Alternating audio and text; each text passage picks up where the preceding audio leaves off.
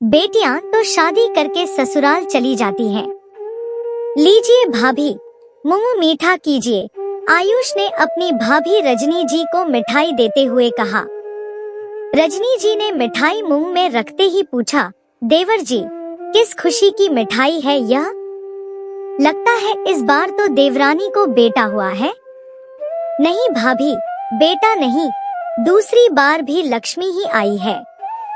उसी की खुशी में मिठाई बांट रहा हूँ, आयुष ने मुस्कुराते हुए जवाब दिया।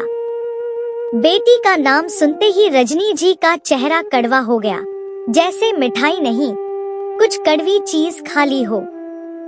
वह व्यंग्य में बोली, बेटी के होने की मिठाई, वह भी दूसरी बार बेटी। मिठाई तो बेटों के होने पर बांटी जाती है। बेटियां तो शादी करके ससुराल चली जाती हैं।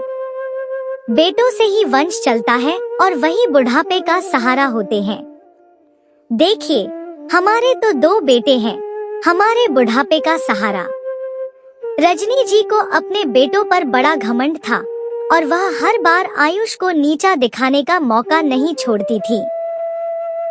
पर आयुष ने उनकी बात का बुरा नहीं माना और शांत स्वर में कहा, भाभी, मेरे बेटा नहीं हुआ तो क्या, मेरी बेटियां ही मेरा बुढ़ापे का सहारा बनेंगी।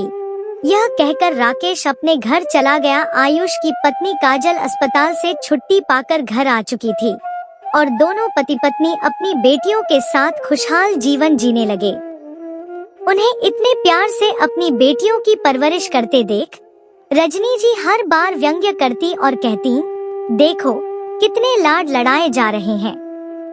जितना भी कर लो, बेटे ही नाम रोशन करते हैं और बुढ़ापे का सहारा बनते हैं। बेटियों का क्या है, वे तो ससुराल चली जाती हैं। जब रजनी ने काजल से कहा, तुम फिर से कोशिश कर लो, शायद इस बार बेटा हो जाए, तो काजल ने जवाब दिया, भाभी, बेटा होता तो अब तक हो जाता। वैसे भी मुझे अपनी दोनों बेटियां ही बहुत प्यारी हैं। हम उनके साथ ही अपने सारे सपने पूरे करेंगे। हम बेटे बेटी में कोई फर्क नहीं मानते। काजल के इस जवाब पर रजनी जी का चेहरा मुरझा गया, पर वह फिर भी अपनी बातें जारी रखती रही। समय बीतता गया और आयुष और काजल ने अपनी बेटियों की शिक्षा पर अपना सारा धन लगा दिया। यह देखकर रजनी जी और भी नाखुश हो जाती, बेटियों पर इतना खर्च क्यों कर रहे हो? वे तो शादी करके चली जाएंगी। बेटियों को पढ़ाने लिखाने से क्या फायदा? रजनी जी के बेटे, जिन्हें हमेशा से खुली छूट मिली थी, धीरे धीरे बिगड़ते जा रहे थे। उन्हें न पढ़ाई का शौक था, न किसी और काम का। वे जुए, शराब और सट्टेबाजी में फंस गए थे। स्कूल से उनकी शिकायतें आने लगी कि वे लड़ाई झगड़े करते हैं और अभद्र भाषा का प्रयोग करते हैं। रजनी जी के बेटे अच्छे संस्कारों से दूर होते जा रहे थे और यह सब देखकर उनके पति सुनील जी उन्हें समझाते, पर रजनी जी बच्चों का पक्ष लेते हुए कहती, बच्चे हैं, थोड़ी बहुत शरारतें तो करते ही हैं। पर सुनील जी चिढ़कर बोले, ये तुम्हारे बच्चे नहीं, हमारे भविष्य को बर्बाद करने वाले हैं। अगर यही चलता रहा तो एक दिन पछताना पड़ेगा। लेकिन रजनी जी ने उनकी एक न सुनी। आखिरकार वही हुआ जिसका डर था। रजनी जी का छोटा बेटा कॉलेज की एक लड़की के साथ भाग गया। अब लड़की के परिवार वाले रोज दरवाजे पर आकर धमकी देने लगे। रजनी जी की आंखों के सामने उनका सारा घमंड टूट रहा था। इधर सुनील जी और उनका बड़ा बेटा सौरभ छोटा बेटा गौरव को ढूंढने में लगे थे, लेकिन कोई फायदा नहीं हुआ। पुलिस और रिश्वतखोरी में जो थोड़ी बहुत पूंजी बची थी, वह भी खत्म हो गई।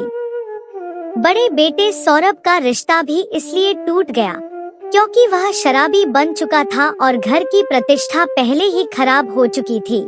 इसी बीच सौरभ ने अपने ऑफिस में काम करने वाली दूसरी बिरादरी की लड़की से कोर्ट मैरिज कर ली।